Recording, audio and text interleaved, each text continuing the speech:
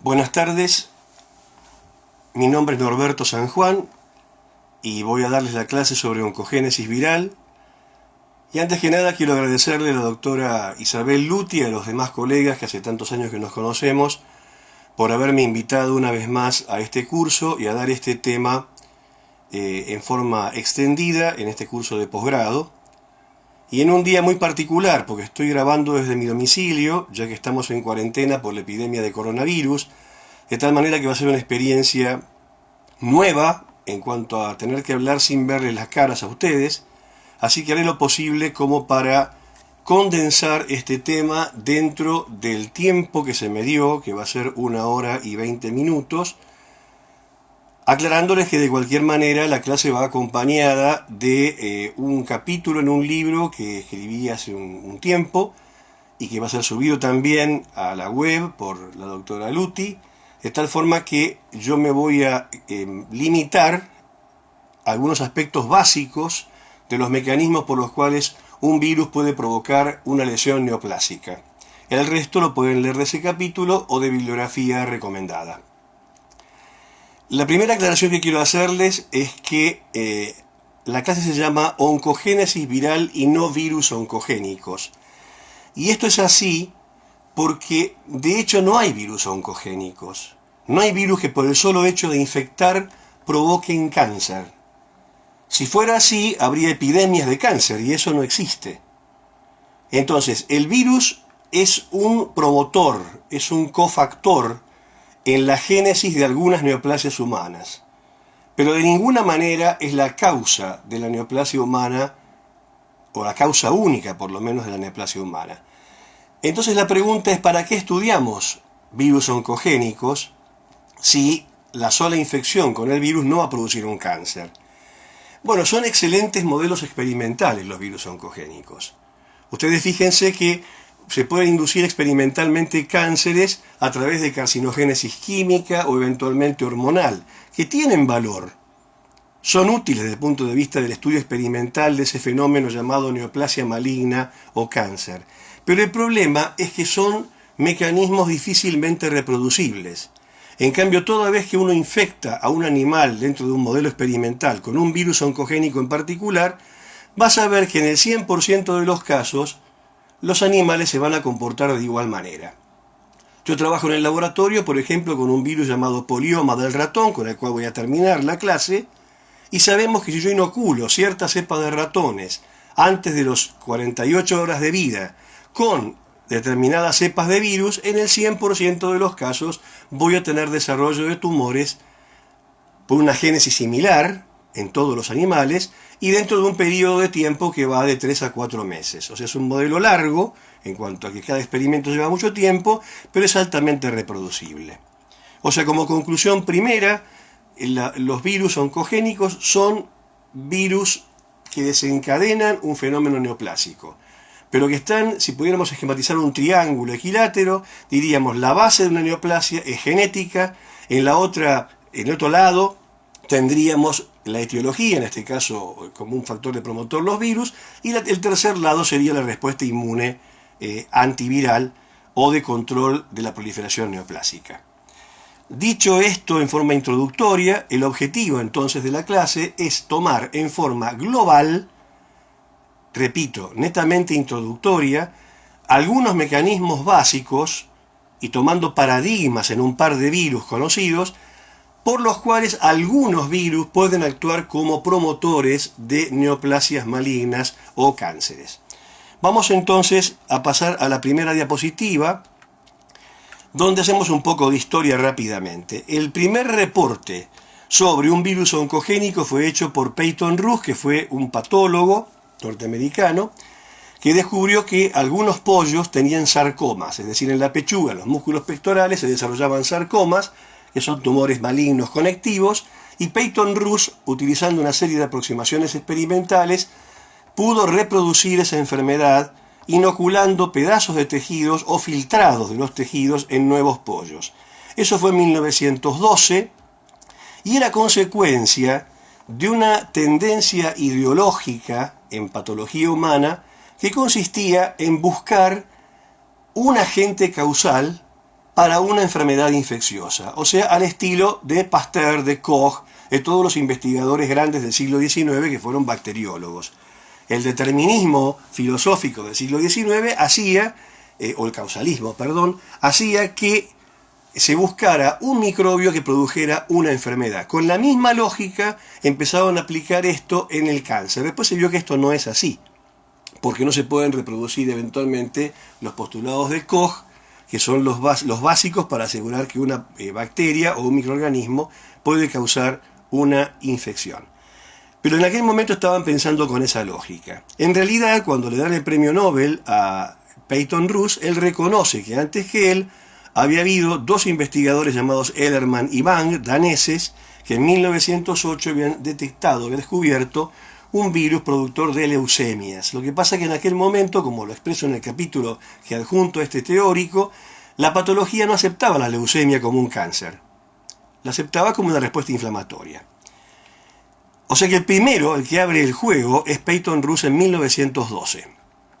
En la siguiente diapositiva vemos a Richard Shoup, que encuentra en los conejos, como vamos a ver más adelante, la presencia de virus que podían ser reproducidos, pasados de animal en animal, a través de la ralladura de los cuernos de los conejos, y descubre los virus papiloma.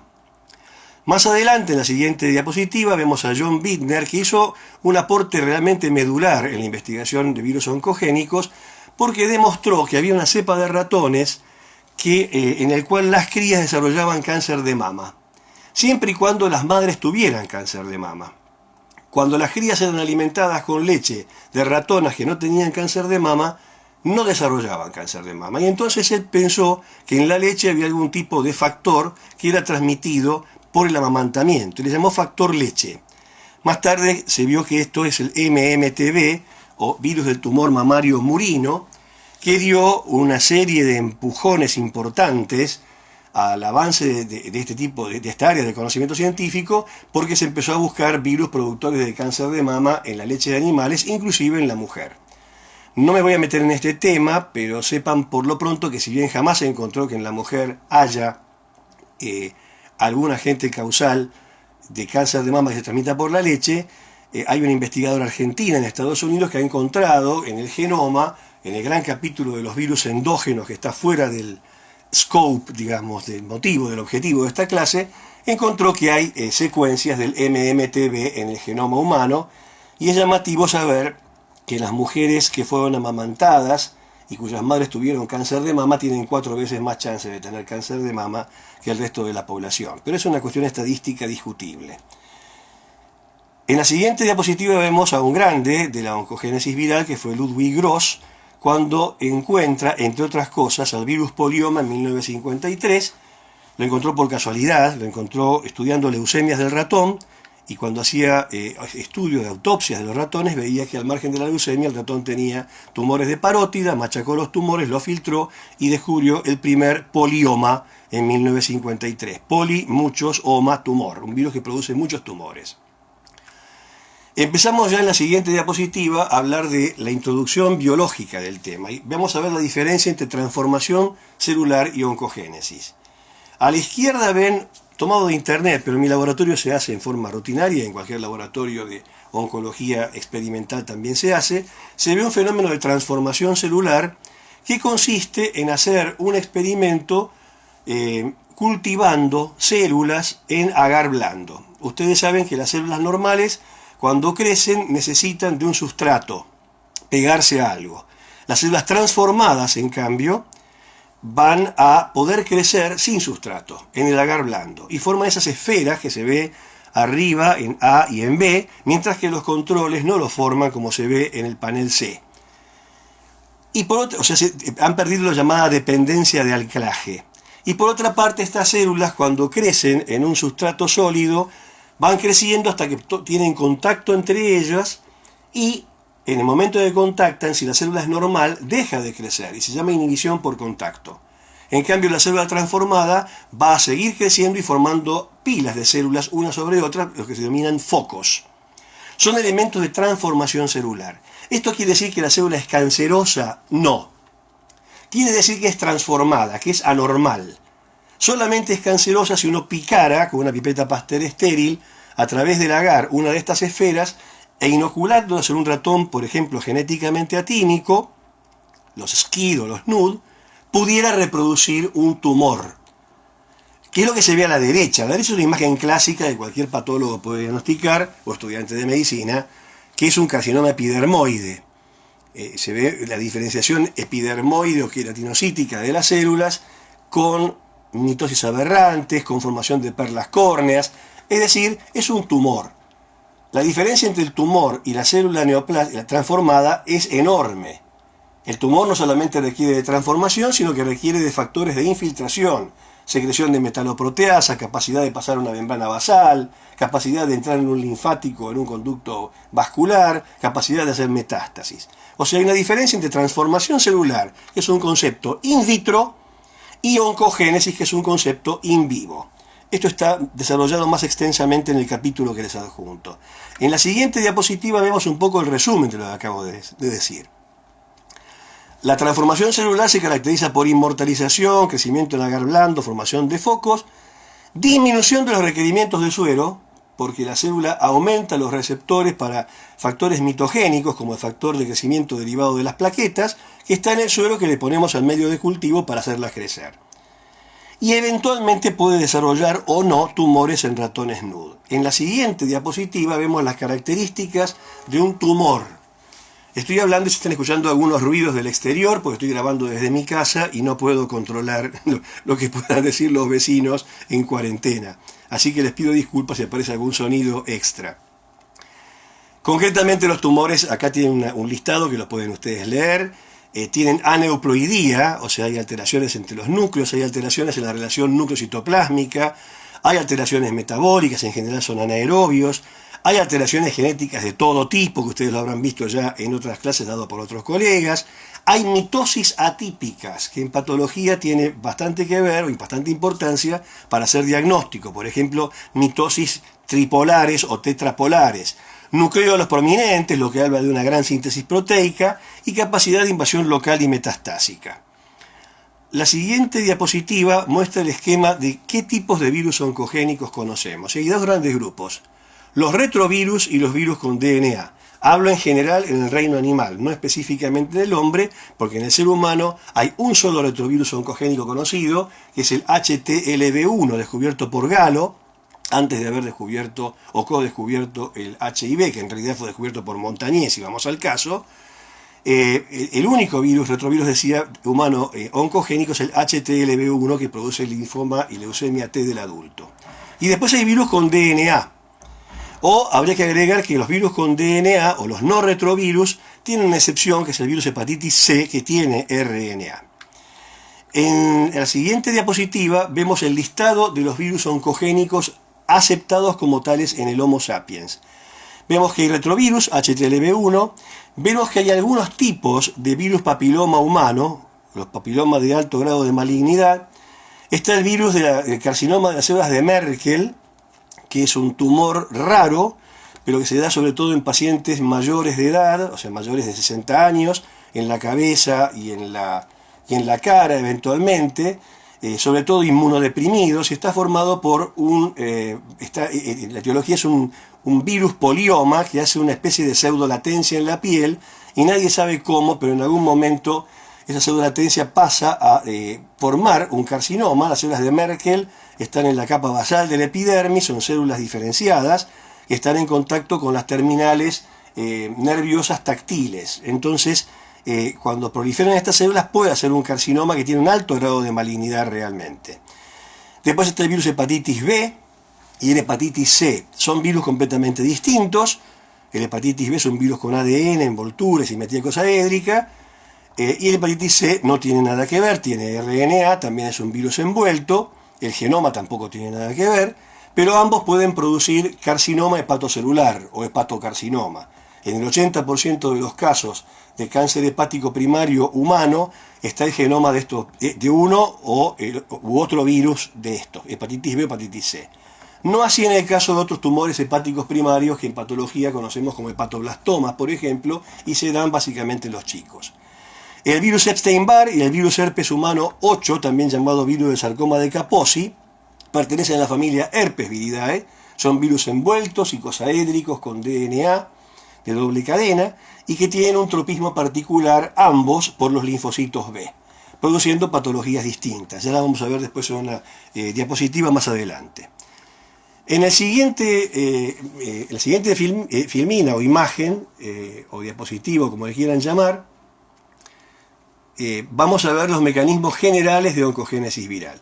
Y esquemáticamente estos mecanismos son o la desregulación del ciclo celular, que está en general controlado por dos genes, que son el PRB y la P53, juntamente con inestabilidad genómica, especialmente la proteína P53, o mutaciones espontáneas o rearreglos cromosómicos, la autofagia, que es un capítulo muy reciente dentro del estudio de oncogénesis viral, y la respuesta inmune, para lo cual hasta hay libros enteros editados en castellano que pueden consultar y que yo no voy a abordar, primero porque no soy inmunólogo y en segundo lugar porque se escaparía al tiempo y al objetivo de la clase. O sea, por estos 4 mecanismos, un virus oncogénico en forma aislada o en combinación puede provocar transformación neoplásica. Neoplasia significa tejido de neoformación, puede haber neoplasias benignas o malignas. A las neoplasias malignas les llamamos cánceres. En la siguiente diapositiva comenzamos específicamente con el tema de retrovirus oncogénicos. Yo voy a aumentar la velocidad de la clase porque muchos de estos conceptos están en el capítulo que yo les di y aparte en bibliografía de revisión. Los retrovirus son virus que contienen RNA, simetría icosaédrica, envueltos, y se los caracteriza porque tienen una enzima llamada transcriptasa inversa que todos ustedes como graduados han visto en las facultades respectivas. Esto le valió un premio Nobel a los grupos de Temin y Baltimore cuando descubren la enzima, dando vuelta el dogma central de la biología que decía que había un ADN que se transcribía en ARN y a su vez se traducía en proteínas. Bueno, estos virus hacen la transcripción al revés. Son partículas que portan la enzima transcriptasa inversa dentro del virión, dentro de la partícula viral. Y se los clasifica por microscopía electrónica.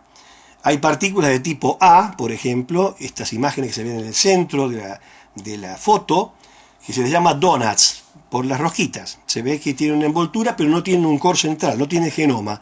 Yo esto lo he visto algunas veces en microscopía electrónica, en tejido placentario o en algún tumor gonadal. Se supone que son una expresión parcial de retrovirus endógenos, las partículas de tipo A. Hay toda una familia de retrovirus endógenos que heredamos en forma mendeliana y que por razones de tiempo no pueden entrar en esta clase.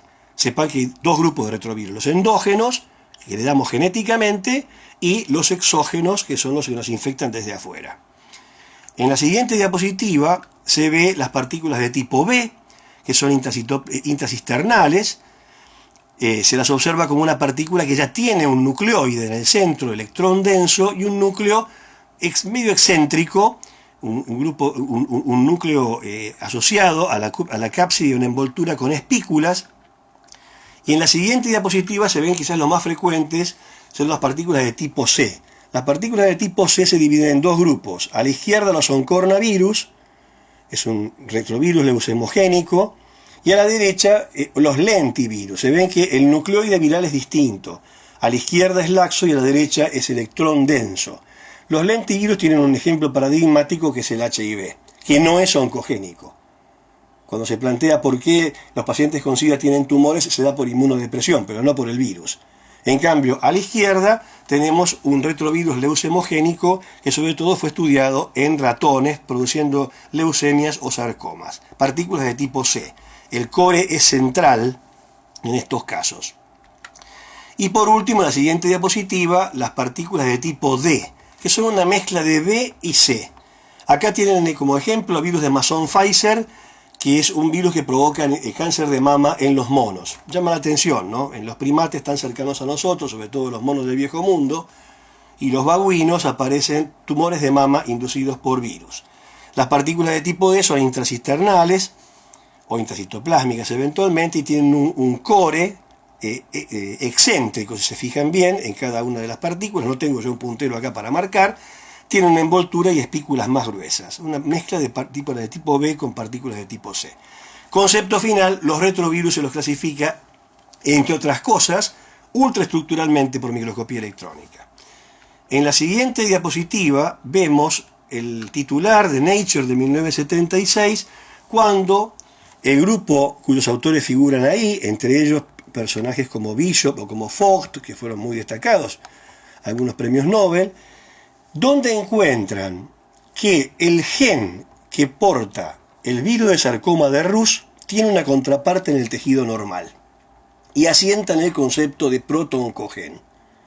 Quiere decir que el gen que en un virus puede producir una neoplasia tiene una contraparte normal en el tejido normal, que está involucrado en reparación de heridas, en crecimiento embrionario y una cantidad de fenómenos que son normales.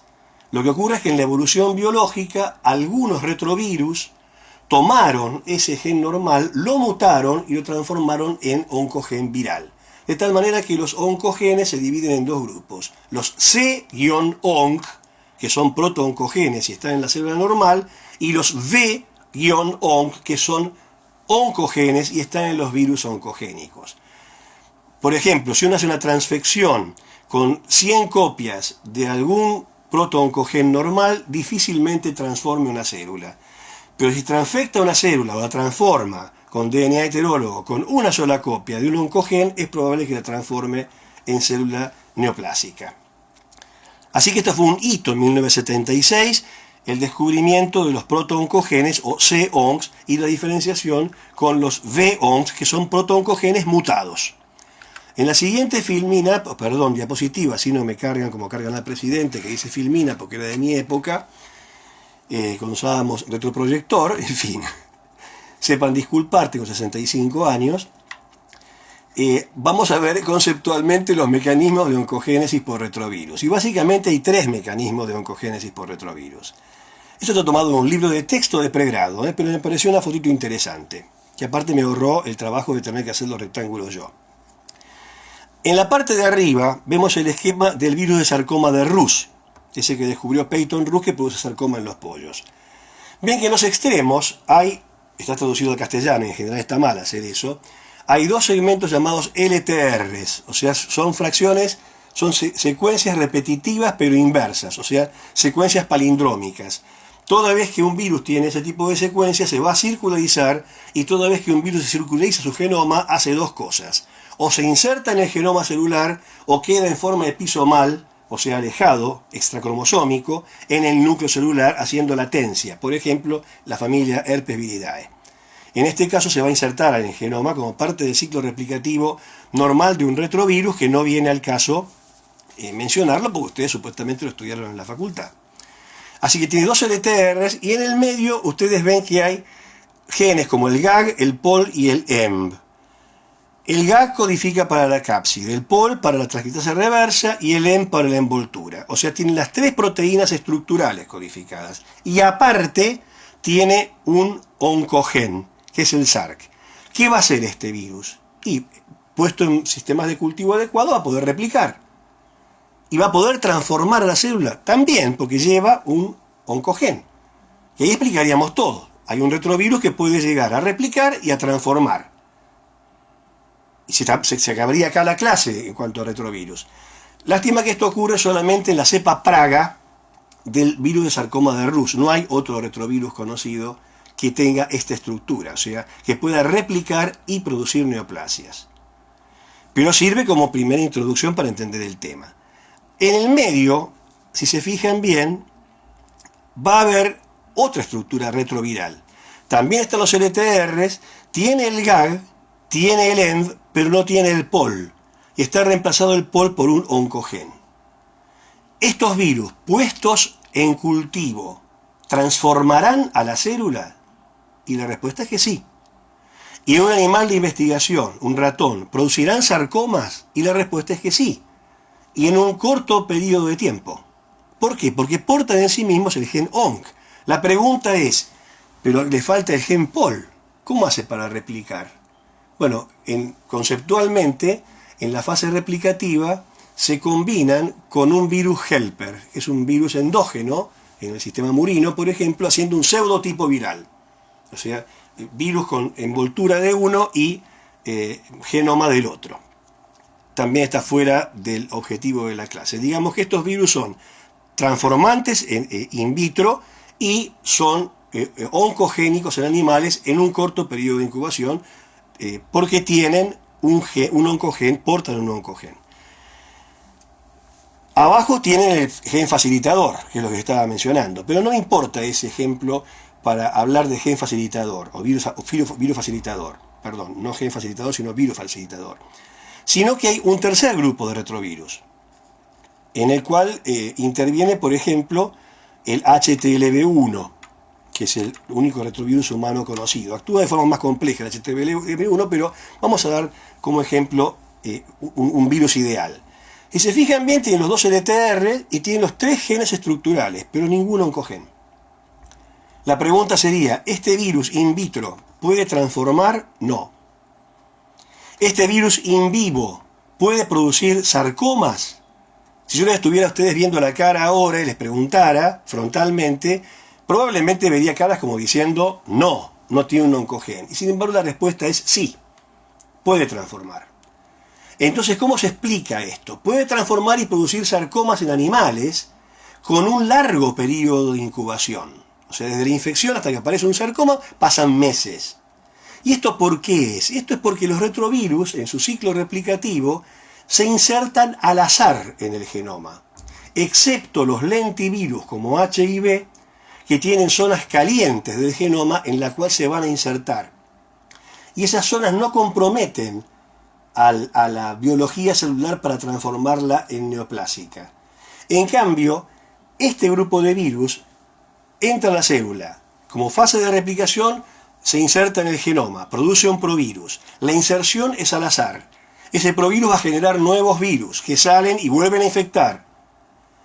Llega un momento en que por azar, una de esas inserciones va a ocurrir, por ejemplo, hacia el extremo 5' de un promotor de un gen que es regulatorio de algo importante para la célula, por ejemplo, que regule la entrada al ciclo celular. O por otra parte, pueden destruir por inserción a un gen que era fundamental para mantener una función celular. A este mecanismo, que es muy importante, se le llama mutagénesis por inserción. O sea, estos retrovirus que no tienen un oncogen van a ser oncogénicos eventualmente porque se insertan al azar y una de esas la invocan en un sector del genoma que era crítico para la regulación del ciclo celular. Este es el mecanismo básico común por lo cual un retrovirus puede producir un cáncer, en general en modelos murinos, porque reitero, en la siguiente diapositiva vemos una foto que yo tomé en el año 1987 en mi laboratorio, no era mi laboratorio en aquel momento, yo era tesista doctoral, de HTLV1, que es un retrovirus humano, leucemogénico, característico. Ven que tiene una envoltura, está sacada a muy gran aumento y un core central típico de los oncornavirus. Resumiendo el tema de oncogénesis por retrovirus, hay básicamente 3 mecanismos. Uno que es infrecuente, que tiene los 4 genes incorporados, el virus del sarcoma de Rous. Otro que tiene un oncogen pero no puede replicar, y otro que no tiene un oncogen y actúa por mutagénesis por inserción. En el caso de HTLV1 hay también transactivación a través de una proteína llamada TAX. En las siguientes diapositiva vamos a ver a los virus oncogénicos no retrovirus. No hablo de virus oncogénicos con DNA porque está el virus hepatitis C que tiene RNA. En la siguiente diapositiva, esquemáticamente, hay 2 mecanismos por los cuales estos virus pueden actuar, que ustedes ya conocen seguramente, porque a esta altura del curso les habrán hablado de lo que es P53 y PRB, o lo habrán visto en las respectivas materias de sus facultades. El concepto básico es que estos virus, si bien tienen lo que denominamos oncogenes, esos oncogenes no son la contraparte de un oncogen celular. Reitero, los oncogenes que tienen los retrovirus son similares a los protooncogenes celulares que han sido mutados. Recuerden, como mencionamos hace unos minutos, C-ONC y V-ONC. Pero el oncogen viral tiene una contraparte celular. El Nature de 1976, el trabajo que les mencioné antes. Los virus que tienen DNA o el hepatitis C con RNA, cuando hablamos de oncogenes de esos virus, esos oncogenes no tienen contraparte celular. Y aparte, ninguno de estos son virus endógenos, son todos virus que vienen de afuera, virus que infectan. Y los dos grandes mecanismos de acción de estos retrovirus, no retrovirus, son justamente la inhibición de la proteína P53 y de la proteína PRB. Conceptualmente, solamente para recordar, no lo voy a desarrollar acá, ustedes se acuerdan que la proteína RB viene de la palabra retinoblastoma, que es un tumor que encontró Knudson en 1971, era un oftalmólogo, que veía que los chicos con retinoblastomas, para tener este tumor, tenían que tener una doble alteración. Primero en un alelo y después en un gen y después en su alelo. La teoría del doble golpe. Había que inactivar ambos alelos para tener el tumor. Este gen, RB, está presente en todas las células normales y lo que hace es impedir que la célula entre al ciclo celular. Abajo a la izquierda tienen un poco el esquema.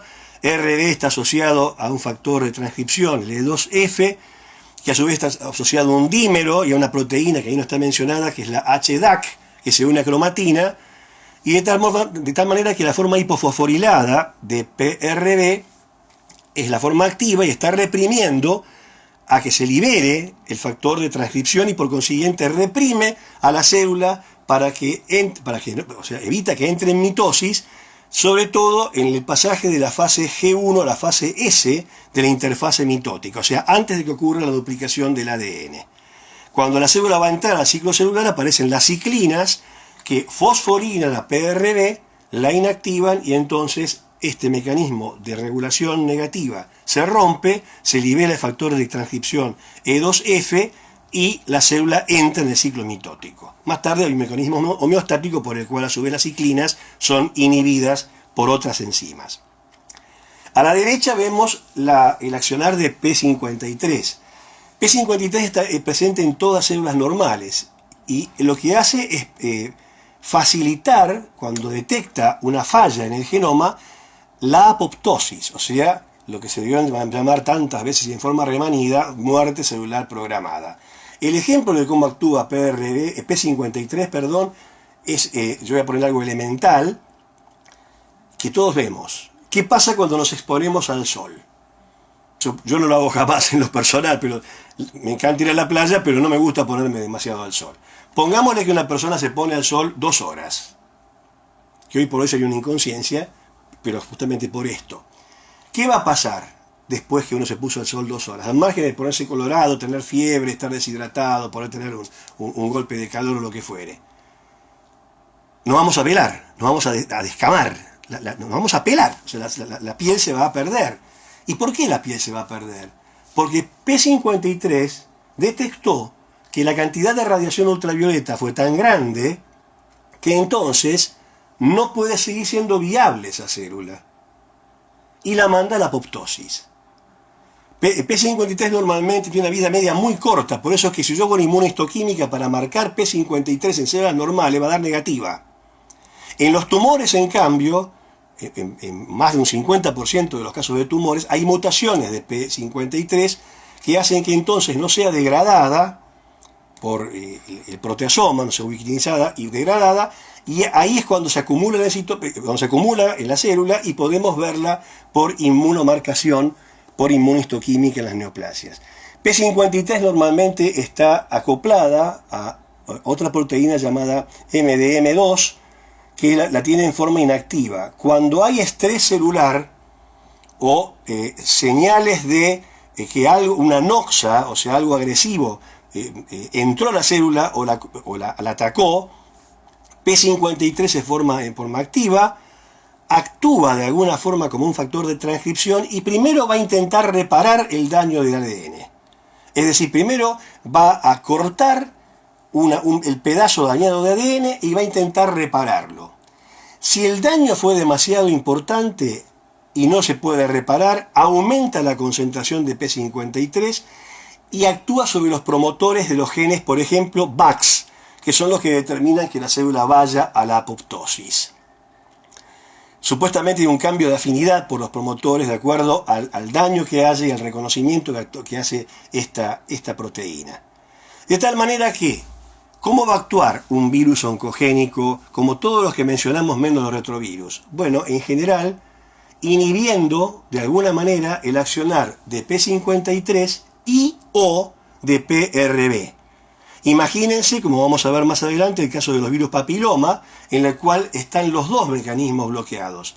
Entonces, por un lado, estamos impidiendo que el que reprime a la célula para entrar al ciclo celular pueda actuar. Por lo cual la célula entra una y otra vez al ciclo celular.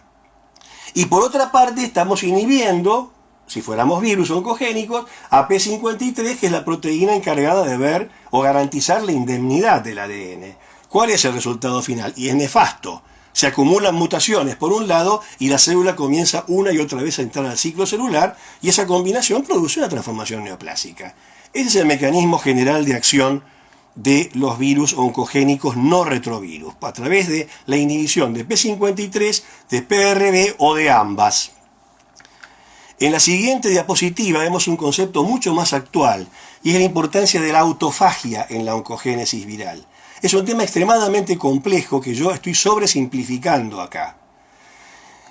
¿Qué es la autofagia? La autofagia es un mecanismo por el cual la célula normalmente elimina componentes desgastados en su interior. Por ejemplo, mitocondrias que han envejecido, son destruidas, son metidas en una vacuola autofágica y son eliminadas y bueno, se degradan y los productos de esas mitocondrias pasan a formar parte del pool de proteínas, membranas, etc. Con lo cual también se disminuye la liberación de intermediarios reactivos del oxígeno. O también puede eliminar proteínas que se han acumulado y que a la célula no le interesa tener. De tal forma que garantiza una especie de homeostasis intracelular, la autofagia. No estamos hablando de apoptosis, estamos hablando de autofagia, un mecanismo por el cual la célula mantiene su propia homeostasis.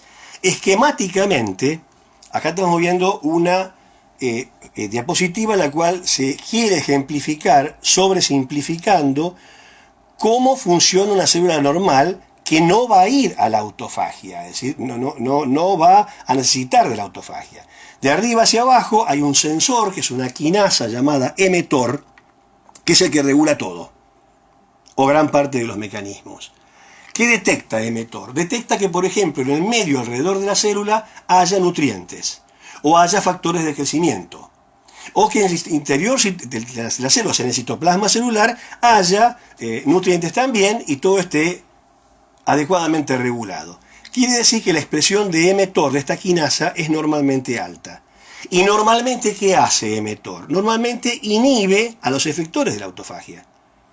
Estos efectores son complejos llamados ULK1 y Beclin-1, que a su vez está asociado a algo que los potencia, que es la AMBRA, que es otra proteína, de tal manera que ese trímero, por llamarlo de alguna manera, ULK1, Beclin-1 y AMBRA van a estar, si fueran activados, van a desencadenar autofagia, pero acá en condiciones normales no la desencadenan.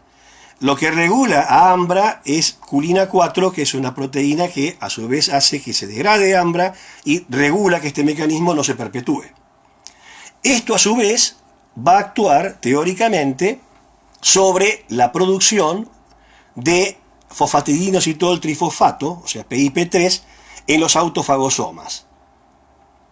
Acá tenemos todas fechas rojas, o sea que el aumento de mTOR está indicando que todos estos mecanismos están regulados negativamente, por consiguiente no hay autofagia.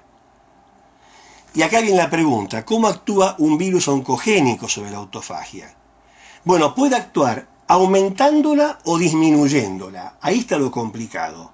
Y esto depende de diferentes tipos de virus y diferentes células, o de un mismo virus en diferentes momentos de su ciclo de replicación. En la siguiente diapositiva, o sea, no sé si quedó claro esto.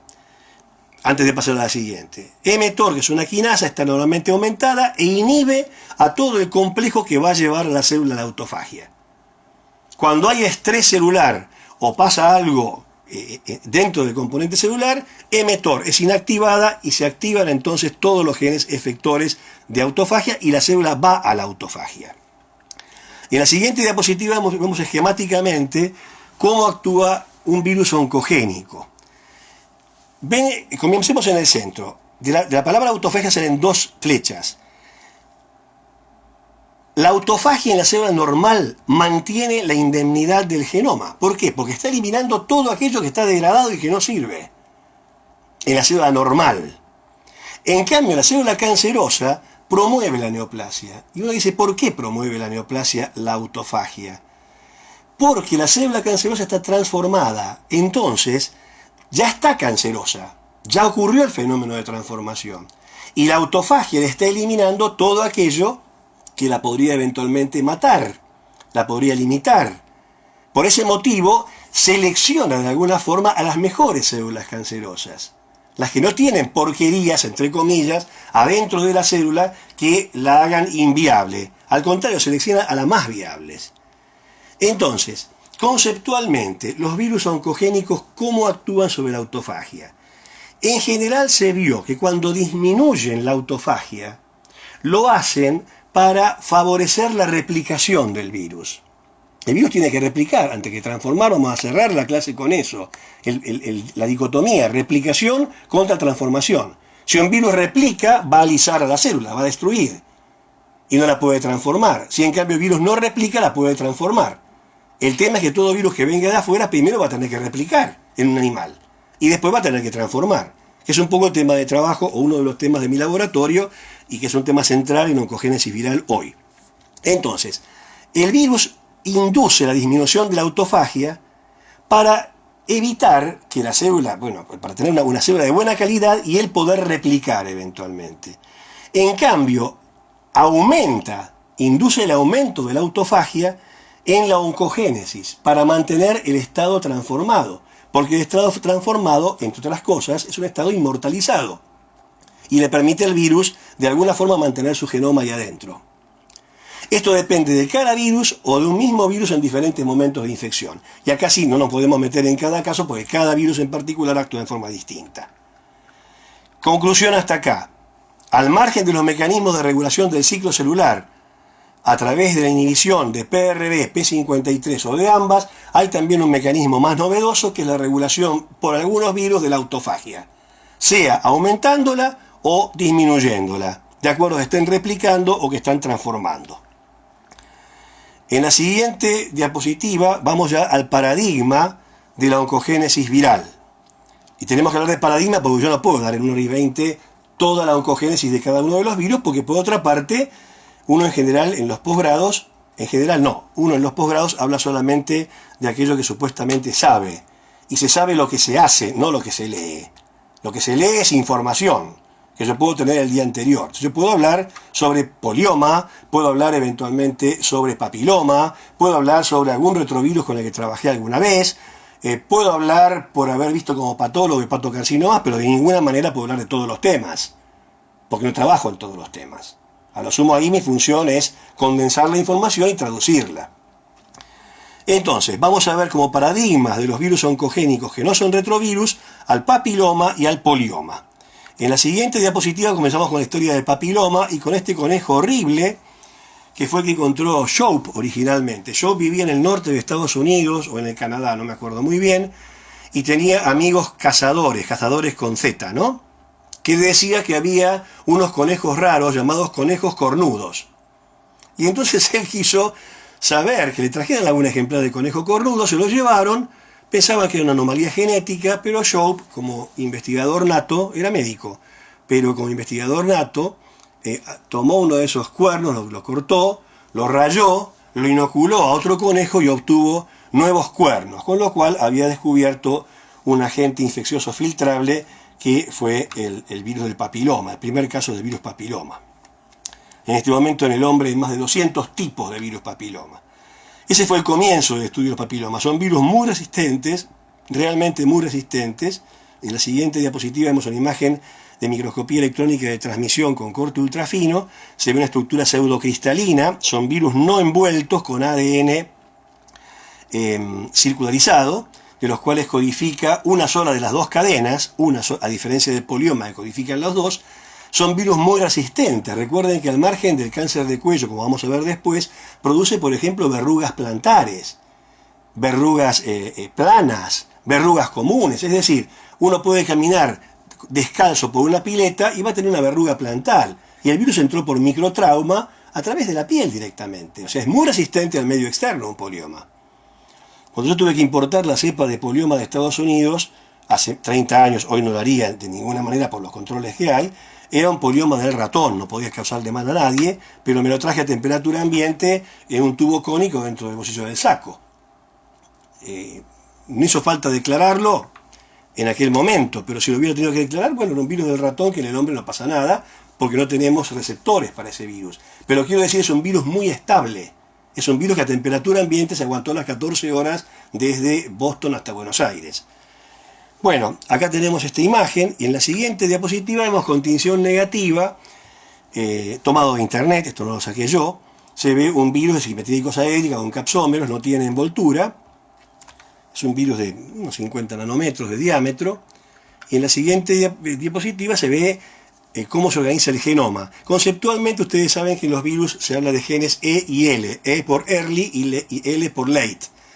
Early o late ¿a qué? A la duplicación del genoma, en este caso del ADN. Todos los virus early son regulatorios del ciclo celular y regulatorios de la síntesis de ADN viral. Todos los virus late son estructurales, en este caso L1 y L2. Los 200 tipos diferentes de papiloma humano se establecen no solamente por serología, que últimamente se hace unos cuantos años, sino por secuenciación.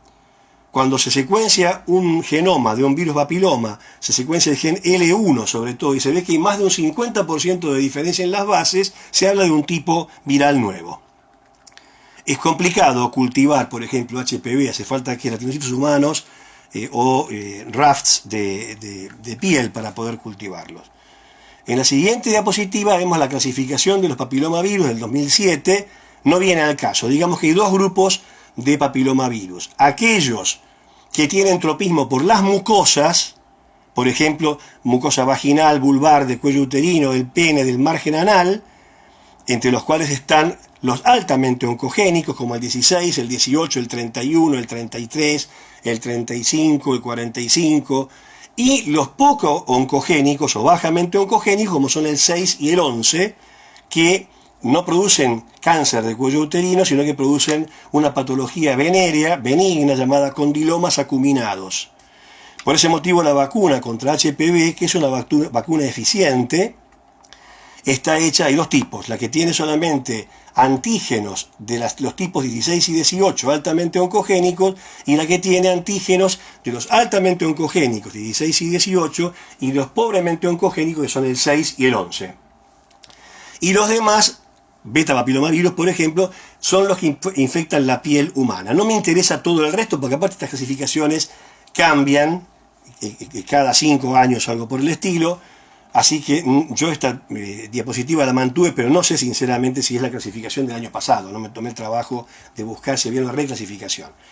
Hay 16 tipos diferentes en este momento, pero digamos que hay dos grupos de virus papiloma. Los que infectan mucosas, que son los que más nos importan, y los que infectan la piel. En la siguiente diapositiva vemos el mecanismo por el cual el HPV, o virus papiloma humano, de alto grado de malignidad asociado al cáncer de cuello uterino puede provocar esta neoplasia. Esquemáticamente el virus tiene dos oncogenes, en realidad tiene tres oncogenes, L5, L6 y L7.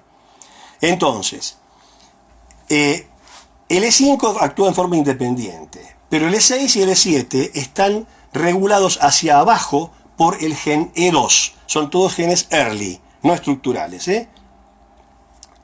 Entonces, ¿qué pasa? Cuando el virus infecta el cuello uterino, ahora vamos a ver cómo aparentemente, hay un receptor, que no viene al caso cuál es en el caso de papiloma, tiene que ver con el leparansulfato, pero no importa específicamente, que es detectado por este virus Y simultáneamente, el gen E5 hace una regulación hacia arriba del receptor del factor de crecimiento epidérmico, del IGF. Lo que hace que el virus pueda ser trasladado al núcleo y comenzar su mecanismo de replicación. El virus llega a la capa basal del epitelio, la zona de transición entre el exocervix y el endocervix, y comienza un ciclo replicativo que va a comenzar en las células basales y va a ir avanzando hacia arriba a medida que las células van madurando, a medida que los queratinocitos van siendo cada vez más maduros. Hasta ahí produce virus infectivos. En un momento determinado, el genoma viral, por azar se supone, se integra al genoma celular. ¿Y cómo se integra? A través de E2. Cuando se integra al genoma celular, E2 queda deleteado, queda destruido, queda inactivo. Por consiguiente, levanta el freno sobre E6 y E7. ¿Y qué hacen E6 y E7? E6 va a actuar ubiquitinizando y degradando a P53, con lo cual se van a acumular mutaciones, y E7 actúa inhibiendo o hidrolizando PRB, con lo cual aumenta la entrada al ciclo celular. El resultado de esas dos cosas es un cáncer de cuello. Acá tienen el ejemplo de cómo el virus es promotor y cofactor, pero no etiología, porque del 100% de las mujeres que tienen infección por HPV de alto grado de malignidad, solamente el 10% va a evolucionar a un cáncer de cuello uterino, y en 10 años. O sea que evidentemente tiene que haber algo relacionado con la base genética, con los factores ambientales y muy probablemente con la respuesta inmune, que para el caso de HPV es bastante pobre, por cierto. Este es el esquema. En la siguiente diapositiva vemos ya la parte clínica, la parte práctica. A la izquierda tienen la imagen de un ectropion. Es una imagen tomada por el colposcopio, que es lo que pone el ginecólogo para ver el cuello uterino. El ectropion es cuando la parte del endocervix, por acción hormonal, va hacia afuera. Lo que ven en el centro es el orificio cervical interno uterino. Ven una zona rojiza, y esa zona rojiza hacia la derecha, que se ve una histología, un corte histológico, van a ver que la parte, a su vez, de la foto de la derecha, hacia la derecha se ve la parte final de un epitelio plano estratificado, que es el exocervix, y después, hacia la izquierda, un epitelio cilíndrico simple, que es el endocervix. Entonces hay una zona marcada por la flecha, llamada zona de transición. Es lo que un viejo patólogo alemán le llamaba epitelios inquietos. Las zonas de transición esas son totipotenciales. Tanto pueden apuntar a diferenciarse hacia un queratinocito, si fuera hacia la derecha, como una célula cilíndrica secretoria. Ahí aparentemente es donde entra el virus, porque hay solamente una línea celular de una capa. El virus no entra a través del exocervix porque tiene una pluricapa de células, está el estrato basal, el espinoso, el granuloso y el córneo. Tendría que pasar todos esos estratos en la relación sexual, en el coito, produciendo una exulceración. Entonces, con ese criterio, si quisiéramos explicar el mecanismo a través de la entrada por el exocervix, en cada coito, el hombre le generaría por fricción a la mujer una exulceración, con lo cual sería algo traumático, es algo que produciría dolor, entre otras cosas. Eso no ocurre. Aparentemente, entonces, el virus entra por la zona de transición, donde hay una sola capa celular, sobre todo las células basales. En la siguiente diapositiva vemos las dos fases que les expliqué. A la izquierda se ve la infección lítica, o sea, el virus entró, fue a la basal, va madurando, es un epitelio cervical, entre comillas, normal del punto de vista trófico, pero en la parte más de arriba ven que hay células con un citoplasma vacuolado, claro, llamadas coilocitos.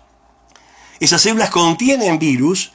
El virus no rompe a la célula, no es lítico, pero durante el coito, por microtraumas, esos coilocitos se disgregan, se liberan virus que son muy resistentes e infectan el glande del varón, que en general tiene infecciones asintomáticas.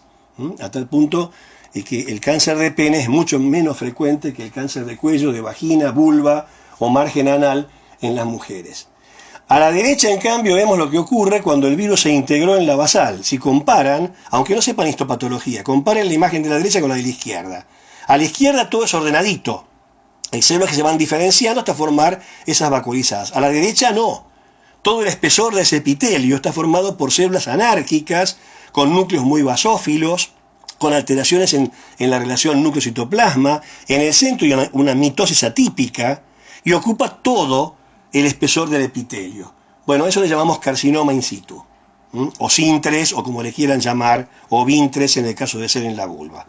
Es una lesión preneoplásica. En cuanto esto invade, porque atraviesa la basal, ya hablamos de carcinoma microinvasor o más tarde carcinoma invasor y eventualmente metastásico. En la siguiente, tomada de internet, hay una inmunomarcación con peroxidasa que se ve en color marrón de un corte de cuello uterino sin contraste con hematoxilina. O sea que lo están viendo solamente la marcación. Ven como abajo no hay ninguna marcación de antígenos estructurales. Acá se marcó L1, L2. No hay marcación, porque el virus va madurando a medida que va yendo hacia arriba, que son las células más maduras. Y en las células más maduras se ve cómo aparecen antígenos estructurales del virus hasta llegar a la parte descamativa. En la siguiente filmina, también tomada de internet, de un trabajo hecho por investigadores mexicanos, por hibridación in situ de ADN, se ve cómo hay 3 patrones distintos. Se ve en color negro el ADN del virus. A la izquierda, cuando está integrado, apenas se ve algo pulverulento en los núcleos. Cuando está en forma episomal en el centro, se ve marcación positiva, pero no está integrado al genoma. Y cuando hay un patrón mixto, se lo ve a la derecha.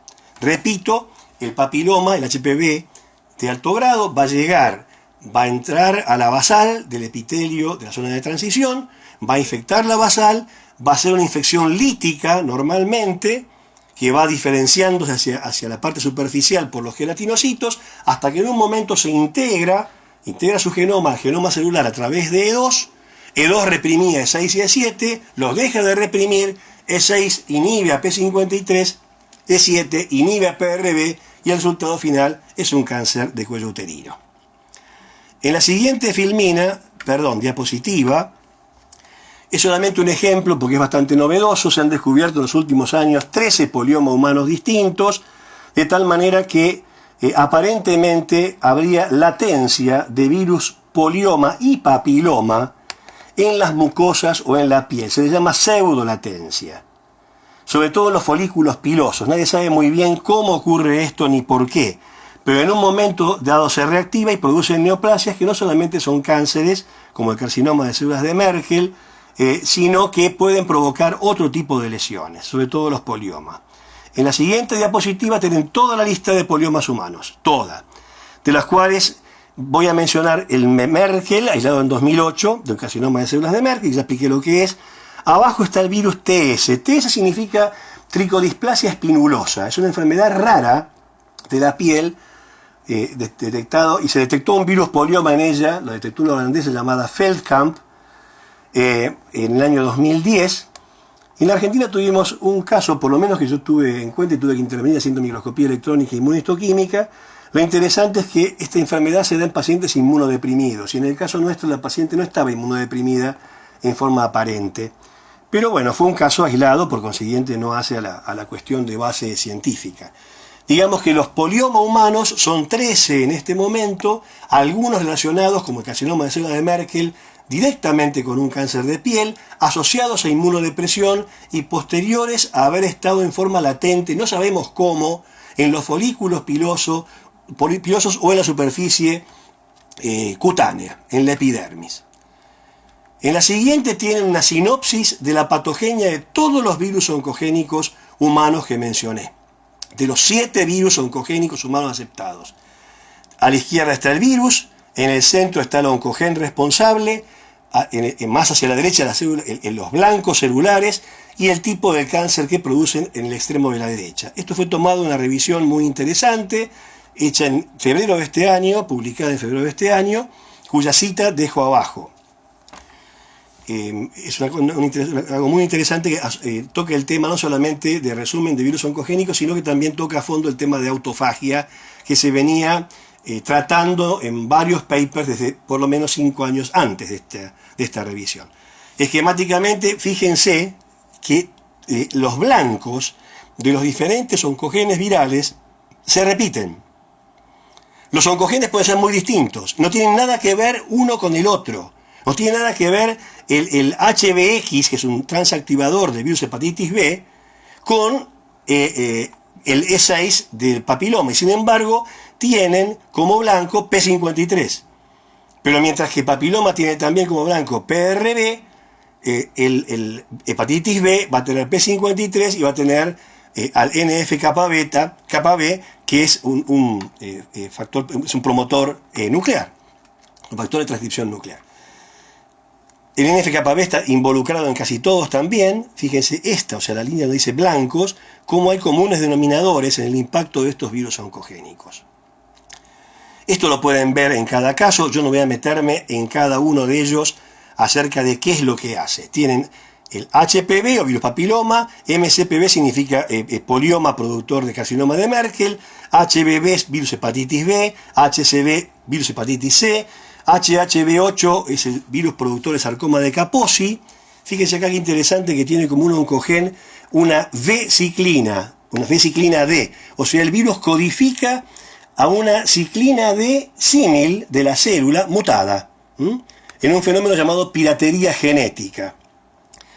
El Epstein-Barr, que es el que le sigue, el HTLV1, son virus, bueno, el HTLV1 es un retrovirus que tiene un gen transactivador, que es el TAX, y los otros dos, el HB8 y el Epstein-Barr, son virus herpes que tienen tropismo por linfocitos B, que es donde hacen latencia, y después en un determinado momento se asocian uno a sarcoma de Kaposi, y en el caso del Epstein-Barr se lo descubrió en el linfoma de Burkitt, se lo descubrió ahí, y más recientemente se lo asoció, que es lo que nos importa, a formas malignas de linfoma de Hodgkin, sobre todo pediátricos. El Hodgkin tiene 4 formas clásicas, 2 con mejor pronóstico, 2 con peor pronóstico. La forma celularidad mixta, como se le denomina, celularidad mixta, es agresiva y se ve en los chicos. En Argentina inclusive ha habido un estudio multicéntrico hace unos años, del cual participó una investigadora argentina, y se vio la incidencia de Epstein-Barr en los sarcomas, en los linfomas de Hodgkin pediátricos. Bueno, hasta acá un poco la descripción del estado de arte, traduciendo literalmente del inglés, de la oncogénesis viral en forma de mecanismos generales. Voy a utilizar los pocos minutos que me quedan en la siguiente diapositiva para explicarles un poquito cómo se genera esto, cómo se genera esta información. Acá vamos a poner resultados obtenidos parcialmente en mi laboratorio, pero bueno, otros investigadores que trabajan con otros virus han hecho modelos similares. En general se usa un modelo experimental. Trabajamos nosotros con polioma murino. En la siguiente diapositiva vemos a la izquierda una foto que tomé en microscopía electrónica hace unos años, bastantes años, donde se ve cada pelotita negra es un virus formando una especie de pseudocristal, y hacia la derecha es el genoma de polioma, DNA bicatenario que se lee en ambas cadenas. Hay genes tempranos y genes tardíos. De los genes tempranos, en los considerados oncogenes son la proteína media T y la proteína larga T. Y los tardíos, el más importante, es VP1, VP significa Viral Protein, es una proteína estructural de cápside. En la siguiente diapositiva vemos una foto que obtuvimos en un experimento clásico. Arriba son células de ratón, es un virus del ratón. En el panel A son células no líticas, no han sido infectadas. En el panel B han sido infectados con poliomas, células de ratón, y como es el huésped normal, in vitro, ese virus produce lisis. Se ve inmunomarcación de la proteína viral de la cápside BP1 con inmunoperoxidasa de color marrón. En cambio abajo, a la izquierda son células de rata, células que no fueron infectadas. Y a la derecha, células de rata infectadas. Como ustedes ven, el virus no cumple el ciclo celular porque no aparece BP1, no hay encapsidación viral. Entonces, no hay replicación, pero sí hay transformación. Esto en los poliomas es básico. Por ejemplo, en el propio huésped replican in vitro, no así en vivo, que pueden también producir tumores. Pero en huéspedes de especies cercanas transforman. El anteúltimo experimento que hicimos fue haciendo cultivos primarios de dura madre humana, que lo hizo un ex colaborador mío, Ezequiel Goldschmidt, es un neurocirujano que está en Estados Unidos, el doctorado conmigo, sabe cultivar células, pero es neurocirujano, y bueno, hizo las dos cosas, cultivó dura madre humana, la infectamos con SB40, que es un virus del simio, y vimos que había transformación in vitro, como les monté en la primera diapositiva. Transformación, no oncogénesis, ¿no? Bueno, estamos ahí, pero es muy difícil cultivar dura madre humana, hay que depender de los neurocirujanos y no siempre tenemos material para seguir adelante con el trabajo. Y ahora empezó la cuarentena, así que no sé cuándo terminaremos eso. En la siguiente diapositiva vemos lo que pasa en el ratón inoculado con virus polioma. Vamos a pasarla por alto. Simplemente en marrón se ven la proteína BP1 en diferentes tumores. O sea, en todos los tumores hay proteína estructural. En la siguiente diapositiva, con la cual vamos terminando, vemos cómo esto que es experimental, que es mucho más extenso de lo que yo estoy hablando, pero tendré que dar, no sé, una charla entera más solamente sobre el modelo de nuestro laboratorio de polioma del ratón. Hemos quedado como de los pocos laboratorios del mundo en los cuales trabajamos en la patogenia de polioma en animales. O sea, se sabe mucho de transformación en células, pero muy poco acerca de cómo este virus produce tumores. ¿Y por qué somos pocos? Y bueno, porque los demás laboratorios fueron cerrando. El laboratorio que yo hice en mi postdoctorado en la Universidad de Harvard, donde me entrené, cerró, porque se jubiló el director. Entonces quedamos pocos laboratorios en el mundo que trabajamos en modelos animales, en modelos murinos. El objetivo es ver cómo a partir de lo experimental se puede eventualmente llegar a lo clínico. En la siguiente diapositiva vemos que en el ratón, una vez que inoculamos el virus, vamos siguiendo, o sea, sacrificamos grupos de animales a diferentes time points post-infección y marcamos la proteína estructural BP1. Nos indica replicación viral, maduración. Arriba a la izquierda, en A los pocos días post-infección, se ve que hay marcación alrededor de los folículos pilosos de la piel. Arriba a la derecha se va viendo que después, en los folículos pilosos, solamente la parte más madura, se madura de izquierda a derecha en esa foto, en la foto D, solamente la forma más madura, más hacia el centro del folículo, va teniendo células en marrón, o sea que hay encapsidación viral, igual que pasa en papiloma. Lo mismo se ve abajo y a la izquierda. Y lo más interesante es lo que se ve abajo a la derecha, que es el tumor completo ya desarrollado. Ese tumor del ratón, que los estadounidenses le llamaban, donde yo estaba allá, tumor de folículo piloso, porque no sabían patología, a la vuelta a la Argentina uno lo caracterizó como pilomatricoma.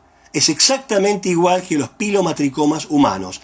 Fíjense que la parte marrón, hay un tumorcito ahí abajo a la derecha, la parte marrón se ve solamente hacia el centro del tumor. Y el tumor creció desde la periferia hacia el centro. Es como si fuera madurando a través de la formación de queratina, exactamente igual que lo que hace un HPV. Pero es un polioma. Concluimos entonces que este virus en el ratón estaba produciendo un tumor que era idéntico a los pilomatricomas humanos. Y lo que hice, acá se ve mejor. Acá se ve arriba a la izquierda la histología de un pilomatricoma, arriba a la derecha se ve una hematocina eosina, y abajo es interesante, un trabajo hecho por la última tesista doctoral, la doctora Simula, se ve cómo el virus va madurando hacia el centro. Abajo a la izquierda se ve que la periferia del tumor no tiene BP1 y la BP1 se acumula en el centro. Y a la derecha hicimos una marcación del mismo tumor, de un corte seriado, pero con pCNA, o sea, un marcador de proliferación celular. Y se ve cómo las células periféricas van proliferando, las centrales no. Pero mientras que las periféricas no tienen BP1, o sea, no tienen cápside viral, el virus no ensambló, en las centrales sí. O sea que se comporta el polioma, en el caso de los pilomatricomas, igual que el papiloma humano. En la siguiente vemos entonces lo obvio. Fuimos a buscar antígenos en pilomatricomas humanos. Y acá tenemos que decir sinceramente que los resultados son contradictorios. Digamos que esto lo hemos publicado, encontramos 4 sobre 10 casos positivos en pilomatricomas humanos por inmunomarcación. Este trabajo fue reproducido por una colega holandesa, Veldkamp, que buscó el genoma, lo amplificó por procedimientos que nosotros no teníamos montados y no coincide con los resultados nuestros. Pero nunca dijimos que todos los pilomatricomas fueran producidos por polioma, pero que en algunos hay marcación, es evidente que sí. En la siguiente diapositiva vemos lo que ocurre. Cuando a la izquierda marcamos con suero contra la proteína BP1, es un tumor sin contraste con hematoxilina, solamente la marcación. Lo marrón indica cada núcleo celular con proteína BP1. o sea, presencia de virus, encapsidación, hablamos de un tumor humano, y a la derecha en B, el mismo tumor, pero tomado como control negativo, o como control interno. Hemos hecho la inmunomarcación, pero en vez de usar un suero primario contra BP1, o sea, un suero de conejo contra BP1, usamos como suero primario suero normal de conejo, y se ve que no hay marcación en un tejido adyacente. O sea, la marcación es positiva y es real con los controles adecuados en 4 de los 10 casos que marcamos, que vimos. No se pudo encontrar por otros procedimientos en forma independiente, también utilizando aparte otro virus, porque el virus que descubrió Feldkamp es el virus TS, y yo acá estaba usando virus polioma, suero contra virus polioma del ratón. Así que podría haber diferencia en ese aspecto. Eso es parte de los resultados científicos, es honesto, creo, mencionar lo que está ocurriendo. En definitiva, esto fue un ejemplo de cómo, a partir de un resultado netamente experimental, pasamos eventualmente a extrapolarlo en la patología humana. Y esto es lo que hicieron decenas de colegas en todo el mundo trabajando con los varios virus oncogénicos humanos. Trataron de buscar modelos experimentales, cuando los encontraron los estudiaron y a partir de allí se fueron a buscar si en el humano pasaba lo mismo. En algún caso tuvieron la suerte, como fue en el HPV, de que de entrada encontraron al virus en la mujer, inicialmente, más tarde en el hombre, sin necesidad de recurrir a un modelo experimental. Pero recuerden que los papilomas fueron al fin y al cabo descubiertos en conejos. Esto es lo que hacemos entonces, y ¿por qué usamos un virus oncogénico? No porque pensemos que sea la causa de una enfermedad neoplásica obligatoriamente, sino porque es un modelo experimental para estudiar los mecanismos oncogénicos con una gran reproducibilidad. Ese es el sentido del trabajo en mi laboratorio, el sentido del trabajo de decenas de laboratorios del mundo que hacen cosas similares o mejores que las que podemos hacer nosotros, dados los requerimientos que tienen, la infraestructura, los subsidios y las disponibilidades. Bueno, para terminar, en la siguiente diapositiva mencionamos las conclusiones, que son todas las que les mencioné. Son siempre cofactores de las neoplasias, no son causas en el 100% de los casos, útiles para estudiar como modelos una oncogénesis determinada. Todos los virus con RNA son retrovirus menos el hepatitis C. Y todos los virus oncogénicos con DNA pertenecen a familias completamente diferentes. Y todos vienen de afuera, o sea, todos infectan. Por eso es más realista, creo yo, estudiar modelos con virus DNA que con retrovirus. El retrovirus es un modelo muy viciado y muy artificial para trabajar en ratones. Y por último, el punto central de la carcinogénesis viral es la relación entre la replicación y la oncogénesis, partiendo de la base que si un virus replica, va a eliminar a la célula, la va a alisar. Y si un virus transforma, no tiene replicación. O sea, a nivel de una sola célula, son fenómenos mutuamente excluyentes. Sea ahora explicado probablemente por una forma diferencial de regular la autofagia, o sea por otros factores que en este punto no vienen al caso. Pero es el centro no resuelto de la oncogénesis viral. ¿Cómo es que un virus entra y replica y después puede transformar? Hay una cantidad de hipótesis acerca de lo cual no podemos hablar ahora por falta de tiempo, pero digamos que es lo que tratamos de insistir en el modelo experimental. No es simple estudiar esto en animales enteros. Bueno, esta es la conclusión final después de haber hablado con ustedes casi 1 hora y 20 minutos. En la siguiente diapositiva pongo el grupo de colaboradores que intervino en diferentes momentos del laboratorio. La doctora Analía Porras, Javier Otero, Paola Villán, Silvina Simula fueron postdocs o becarios doctorales en el laboratorio. Y después la médica Ana Aprile, fue una estudiante que pasó y después se recibió y siguió trabajando. Y actualmente Jordi Torres, que es médico y trabaja conmigo en el laboratorio junto con un par de estudiantes más. Desgraciadamente, la mayor parte de estos colaboradores se fueron del país. Es decir, están en Estados Unidos, en Canadá, algunos en Alemania, o por la crisis pasaron a la práctica médica de nuevo. Y como colaboradores externos, sobre todo en el capítulo de pilomatricomas, quiero agradecer y mencionar a los profesores doctores José Casas y Alberto Boscoff. José Casas es un excelente dermatopatólogo y el profesor Boscoff es un excelente dermatólogo. Bueno, estimados graduados, esto ha sido todo. Les agradezco la atención. Van a tener el capítulo del libro, van a tener estas imágenes publicadas en PowerPoint, y yo acabo de terminar la grabación y se lo paso ahora a la doctora Luti. Muchas gracias por haberme escuchado. Buenas tardes.